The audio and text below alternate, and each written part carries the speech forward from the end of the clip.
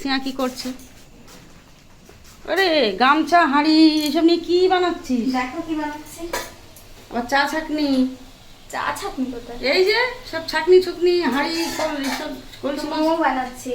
Solid chicken ছিল তাই বানাচ্ছি। বুঝতে পারলাম। তুই মোমো বানানো কবে শিখলি? ফোন দেখে দেখে। এখন আছে না, ফোন আছে না, ফোনে সব কিছু হয়ে যাচ্ছে।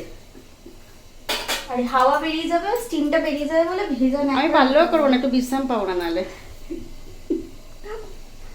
তো টেস্ট করো, দেখো তিনটে নিয়ে এসেছি, আপাতত হয়েছে। তোরা কখন খাবি? খাবো, হচ্ছে তো। স্যুপটা হয়নি।